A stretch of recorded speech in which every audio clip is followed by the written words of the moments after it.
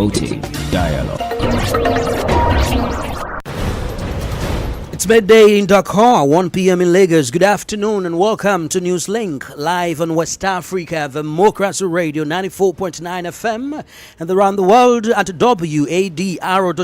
Here are the top stories. Nigerian President Tinubu signs electoral reenactment bill into law, warns against glitches and cyber hacking. What is crucial is you manage the process to the extent there will be no confusion, no disenfranchisement of Nigerians. Senegalese government adopts a bill against unnatural acts, including homosexuality, with tougher sanctions. President Mahama unveiled 6 strategic plans to end Ghana's raw mineral exports. It is no longer acceptable for Ghana to continue to export raw ores. We must aim to eliminate raw ore exports within the next 5 years. And a former magistrate of Guinea's Constitutional Court on trial over corruption charges. Please stay with us for details of these stories and more. On the news, this is Augustine Bill Coley. Many thanks for joining our broadcast. We begin in Nigeria, where intense debate and political disagreements over key aspects of the country's electoral reform bill have been concluded. On Wednesday, President Bola Tinubu officially signed the Electoral Reenactment Bill 2026 into law. A key provision includes the electronic transmission of election results as the country gears up for general elections in 2027. WADR's correspondent Yeche Nusasetu reports. The new law comes amid intense national discussion about how election results should be transmitted. Lawmakers, civil society organizations, and political stakeholders have expressed various opinions on how to balance technology, transparency, and electoral integrity. During the signing ceremony on Wednesday, President Bola Ahmed Tinubu emphasized the importance of managing the electoral process to avoid confusion, protect against technical disruptions, and strengthen public confidence in Nigeria's democratic system. He acknowledged that while technological innovation is important, the credibility of elections ultimately relies on the people who manage and oversee the process. What is crucial is you manage the process to the extent there will be no confusion, no disenfranchisement of Nigerians, and we are all going to see democracy flourish. The Senate President, Godswill Akpabio, described the new legislation as the result of extensive parliamentary engagement and debate, which followed disagreements within both chambers regarding provisions related to the electronic transmission and manual backup systems. We are satisfied that we have met the aspiration of Nigerians. That the issue of real time also comes in. Once you transmit, even if there is no network at that time, once you go to where there is network, it will still drop. So eventually everything will still be shown. So we are happy and satisfied that we have been able to interpret the intentions and the yearnings of majority of Nigerians. Observers say the new Electoral Act is expected to influence preparations for the 2027 general elections. Attention is now shifting to implementation, regulatory guidelines, and the preparedness of electoral institutions to conduct credible elections. For the WADR, Yeche Nusasetu in Abuja. Meanwhile, in Ghana, President John Mahama signals a major policy shift in the country's mining sector. He announces value addition at the heart of a broader 6-pillar strategy aimed at transforming the industry. President Mahama made the statement at the 2026 Local Content Summit held in Dakar, the western part of the country. The Ghanaian leader said the approach is designed to deepen local participation, strengthen industrial linkages, and ensure Ghana secures greater long-term benefits from its mineral resources. WADR's Accra correspondent Nadia Tita gives the details. President John Dramani Mahama says Ghana must move beyond the export of raw materials and focus on adding value locally to drive industrial growth. Speaking at the 2026 Local Content Summit in Takoradi, he outlined 6 strategic pillars intended to reshape the mining sector, with value addition emerging as a central focus of the broader reform agenda. It is no longer acceptable for Ghana to continue to export raw ores and import finished products. We must aim to eliminate raw ore exports within the next 5 years. To achieve this, government plans to expand refining capacity and promote downstream processing, including the development of refineries, building infrastructure, and mineral-based industrial clusters. The president said the goal is to ensure Ghana's mineral wealth supports industrialization, job creation, and competitiveness within the global green energy economy. Beyond infrastructure, he stressed the need for Ghanaian firms to transition from basic suppliers into manufacturers and innovators capable of moving higher up the value chain. The government will encourage and support the indigenous Ghanaian private sector to scale up from just mining subcontracting to full ownership of world-class mining operations. The president added that policy and regulatory reforms will be aligned to encourage technology transfer, local capacity building, and stronger partnerships between government, investors, and industry players. President Mahama says a 6-pillar strategy is intended to build a modern and resilient mining sector that delivers long-term national value and leaves lasting benefits for future generations. For WADR, Nadidi Teti, Accra. We now focus on a judicial matter in Guinea, where the former president of the Constitutional Court, Mohamed Lamine Bangoura, is on trial for alleged embezzlement of public funds. The total amount is approximately 20 billion Guinean francs. He appeared at the court for the repression of economic and financial offences on Wednesday to address the charges against him. However, the former high-ranking magistrate denies the accusations. Sankule Janko completes the story. The former high-ranking magistrate is being prosecuted in a case of alleged embezzlement of 20 billion Guinean francs along with 8 other fugitives. They are accused of corruption, illicit enrichment, and money laundering, among other charges. Detained since December 2022 at the Conakry Central Prison, the accused firmly denied the charges before the court. In court, Mohamed Lamine Bangoura asserted that the institution he headed did not have a sufficient budget to allow for such embezzlement. According to him, the court did not directly manage public funds, specifying that the resources received were used primarily for administrative expenses and salaries, while a specialized committee handled the treasury. Given the limited time available for the hearing, particularly due to the current Ramadan fasting period, the court considered a postponement. However, the defendant, citing his more than 3 years in detention, requested the immediate continuation of the proceedings, reminding the court that the amounts in question had been approved by the Guinean National Assembly. His lawyer, Fascinette Suma, also denounced an unjust situation, emphasizing that his client was the only one appearing in court, while several others accused are absent. Ultimately, the court decided to postpone the hearing until Monday, February 23, to continue the proceedings. Thus, General Alpha Ibrahim Ambalde's report from Conakry, voiced by Sankule Janko. More stories coming up on West Africa Democracy Radio. Newslink continues. Now, in security matters, the United Nations says the Islamic State group is strengthening its presence in West Africa, particularly in the Central Sahel and the Lake Chad Basin.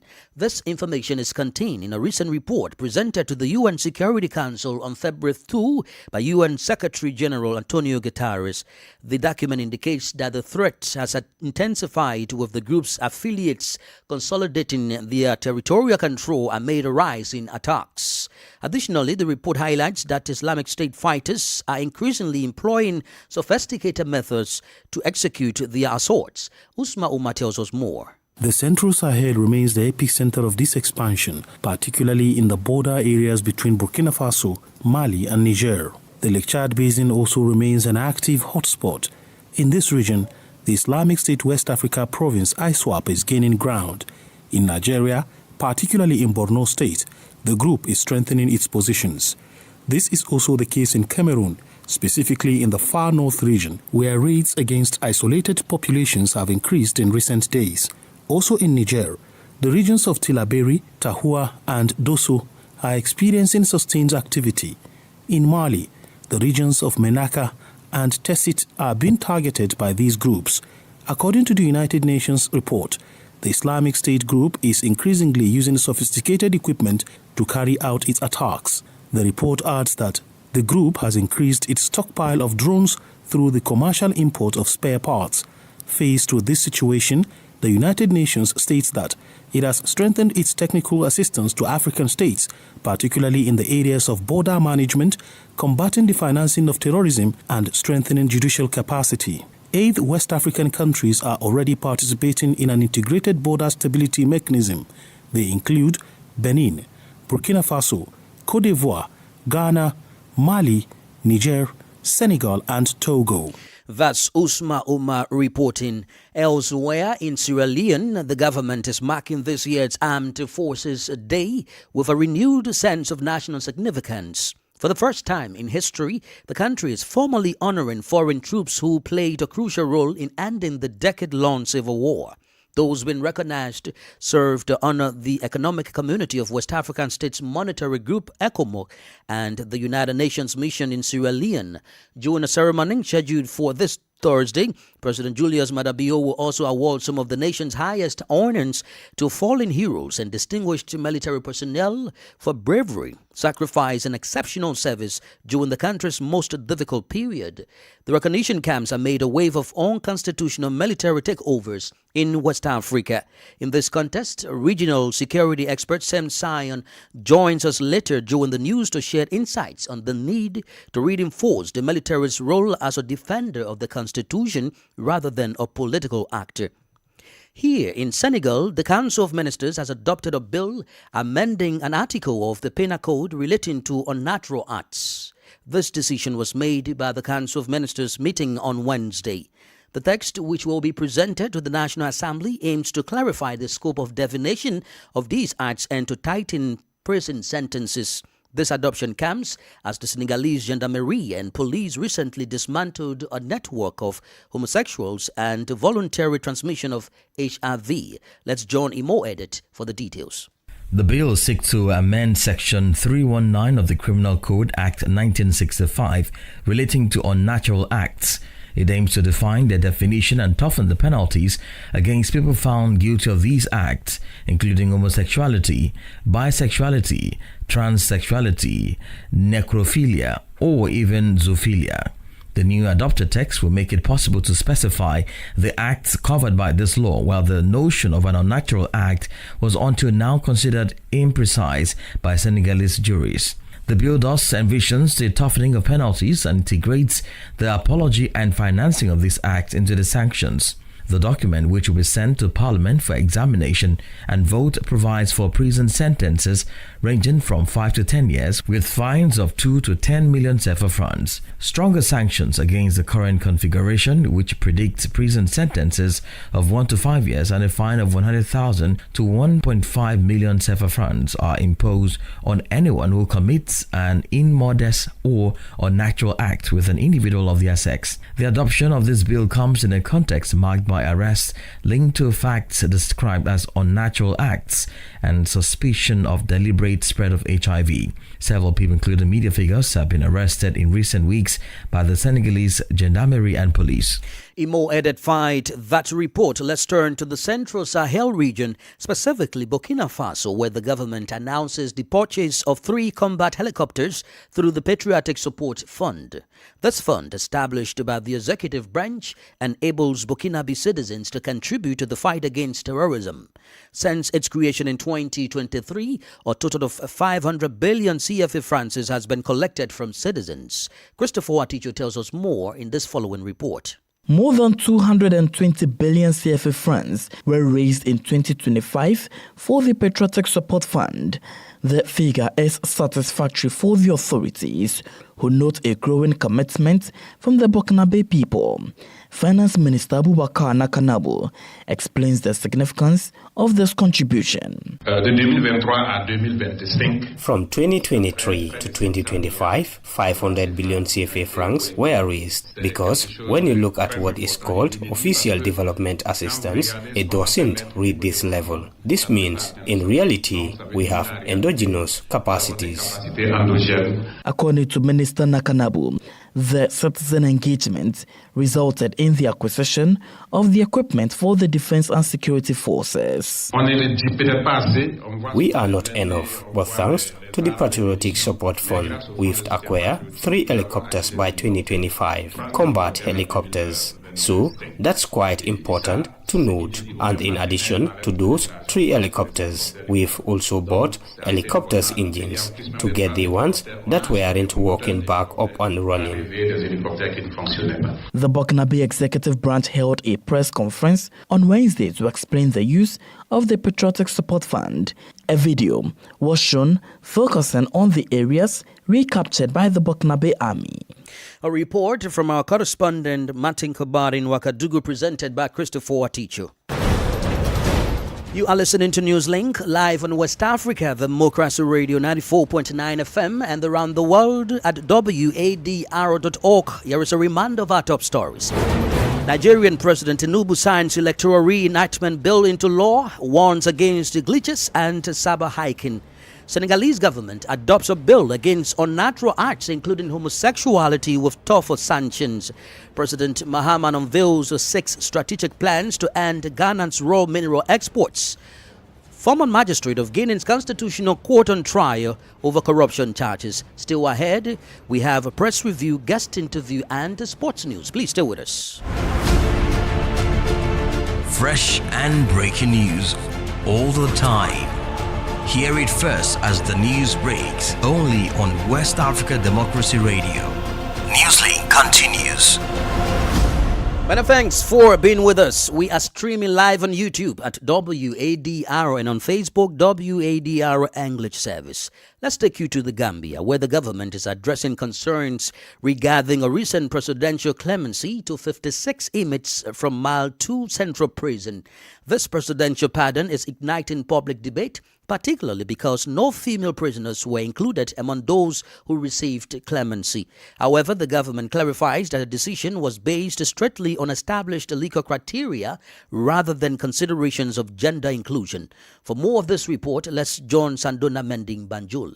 The 56 inmates were granted clemency on February 11, 2026 after recommendations made through the prerogative of mercy process. Addressing journalist, Minister of Information and Broadcasting Services Ismail Assise said the decision came after a careful review of applications based on clear defined standards. And these guidelines could involve as the number of your behavior in prison, the type of crime you've committed, the time you've served, how much is remaining. There are certain criteria set. We all know that our prisons, the percentage of women is not that much. And most women who are serving time there are not there for small crimes like weed and, those particular. That is why they don't fall under, they don't qualify. Cisse explained that the individuals released were serving sentences for offences such as theft, conspiracy, possession of prohibited substances, and willful property damage. He knows that while most of the beneficiaries were Gambian nationals, a small number of Senegalese and Guinean citizens were also included in the pardon and have since been deported. Now, the prisoners all are male. The majority are Gambian. There are a few Sierra Leoneans, a few Conakry Guineans, and a few Senegalese who are also pardoned. My understanding is that those will be deported as soon as they are pardoned. The Information Minister further clarified that most female inmates currently at Mile 2 do not fall within the categories typically considered for pardon under the existing framework. The government's clarification comes amid ongoing public debate over the criteria and transparency of the presidential clemency process. For Newslink on West Africa Democracy Radio, I am Sangdana Mendy, reporting from Banjul. Now in Liberia, the National Police is facing significant public scrutiny following the sudden resignation of its first female spokesperson, Deputy Commissioner Cecilia Clark. In an official statement submitted on Wednesday, she cited allegations of internal conflict, administrative challenges, and discriminatory practices within the ranks of the police force. Women advocates, including media personnel and concerned citizens, are calling for an investigation into the circumstances surrounding the resignation of Liberia's first female police spokesperson. This is the Newspaper Review. Stay abreast and find out what the top stories are in your country. This is the Newspaper Review. The Newspaper Review. We now rejoin Nadedititi in Accra for the press review. Greetings, welcome to the newspaper review segment. We'll start off with the Daily Graphic newspaper front page. CJ dismisses petitions against EC chair, her deputies and a special prosecutor. Also here, reset mining sector with local content. President unveils 5 pillars to transform industry. The Daily Guide newspaper front page, Mamprobi Polyclinic baby thief arrested.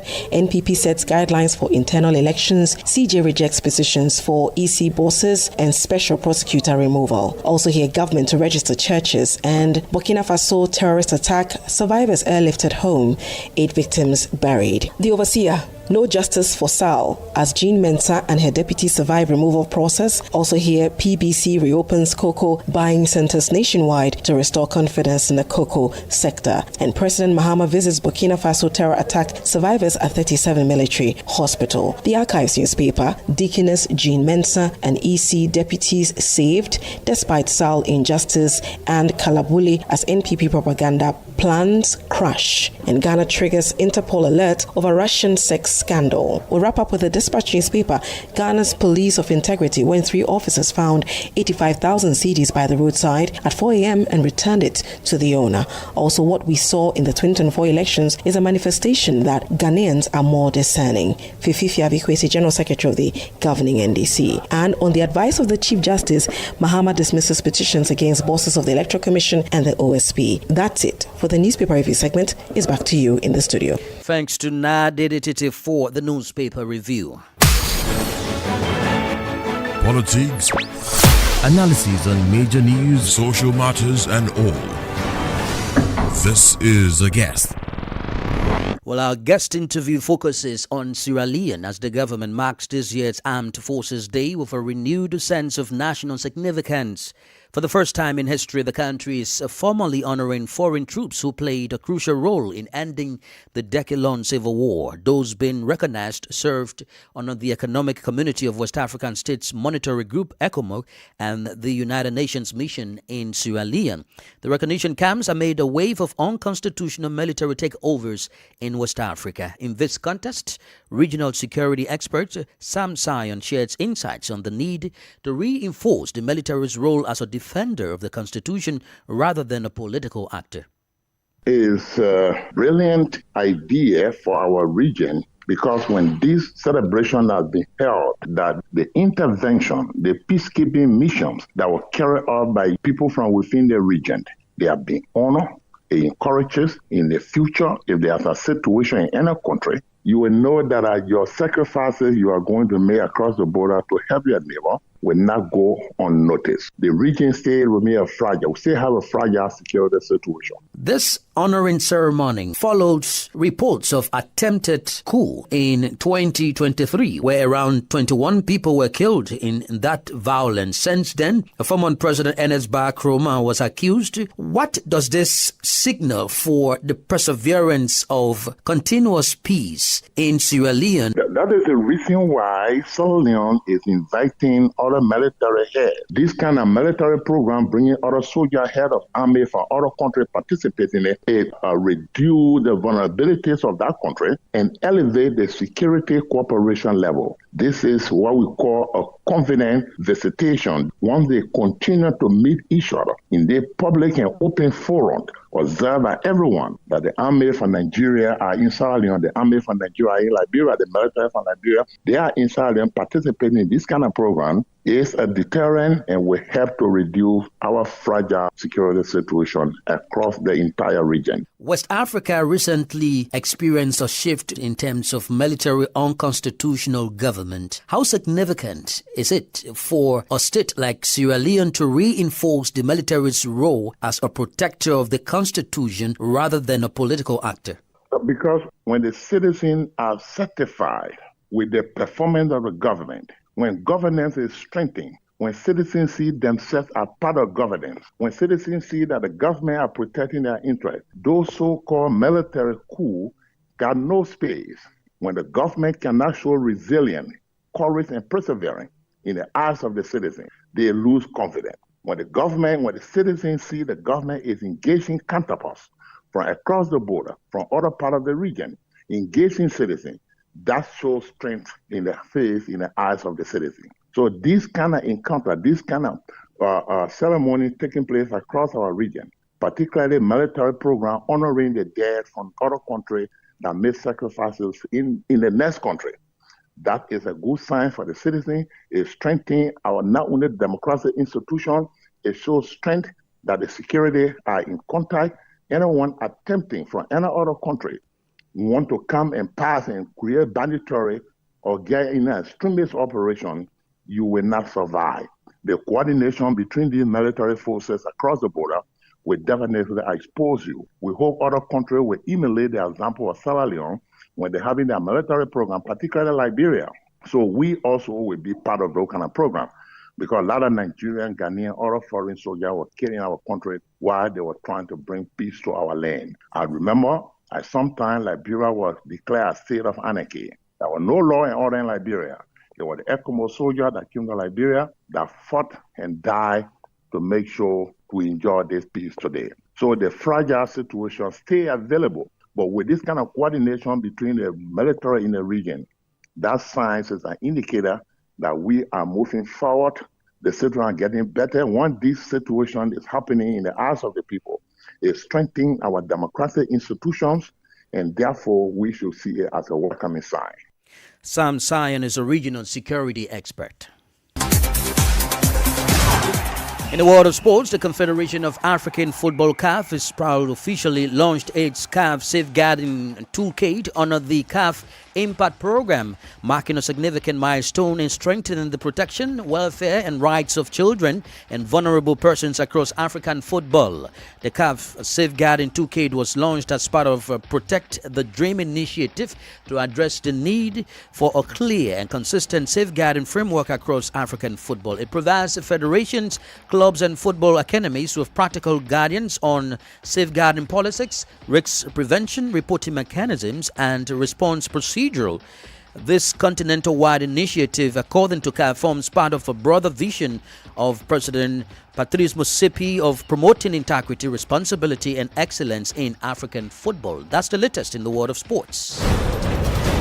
With that, we've come to the end of this edition of Newslink on West Africa, the Democracy Radio, broadcasting on 94.9 FM and online at wadr.org. Thank you for listening. Many thanks to Ismaila Kamara and Maudo Ju for the technical support. Do interact with us via our social media platforms, including X, Instagram and Facebook at WADR English Service. I am Augustine Curley. Good afternoon. And many thanks to you for listening to Newslink via Hot 104.3 FM, Newmi FM 94.0, Hilltop Radio 104.7 FM, and Veritas Radio 102.9 in Banjul, the Gambia. We also appreciate our listeners in Liberia via Alternative Youth Radio 98.9 FM, Lofa County, Radio Kagama 94.5 FM, Niba County, DCN Radio 91.3 FM, Riverside County, Wakat FM Radio, Baga, Liberia, Radio Baf FM 91.3 Sierra Leone in Nigeria, and Love 104.5 FM Abuja. For you listening via Radio Pad 95.1 Damango, Savannah region, and on Royals FM 104.7 Wenchi, Ghana, we say a big thank you. Remember, West Africa Democracy Radio is all about you, your views, and your opinion.